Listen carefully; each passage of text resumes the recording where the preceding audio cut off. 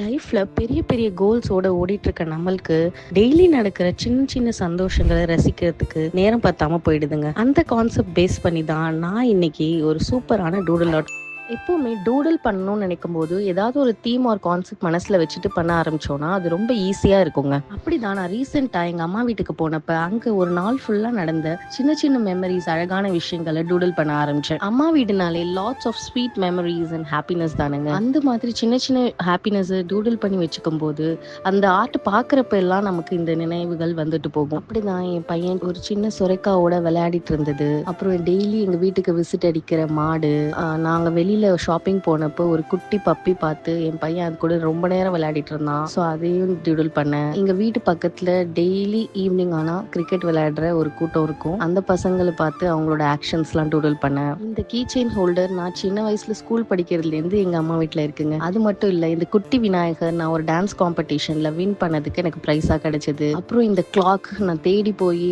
டிஃப்ரெண்டா இருக்கணும் அப்படின்ட்டு இந்த டிசைன் செலக்ட் பண்ணி நானே வாங்கினது. இது எல்லாமே எனக்கு ரொம்ப பிடிச்ச விஷயங்கள். ஈவினிங் எங்க ஃபேவரட் சாட் ஷாப்ல போய் ஸ்நாக்ஸ் சாப்பிட்டது, போற வழியில ஒரு பூக்கடையை பார்த்து ரசிச்சது, இப்படி எல்லா சின்ன விஷயங்களையும் இந்த டூடல் ஆர்ட்டா நான் பண்ணிருக்கேங்க. இந்த ஆர்ட் பிடிச்சிருக்கா? இதே மாதிரி இன்னும் நிறைய ஆர்ட் பார்க்கணும் அப்படின்னா என்னோட பேஜை மறக்காம ஃபாலோ பண்ணிக்கோங்க. இன்னும் வேற என்னெல்லாம் ஆர்ட் என்னோட பேஜ்ல வரணும் அப்படின்றதையும் நீங்க கமெண்ட்ல சொல்லுங்க.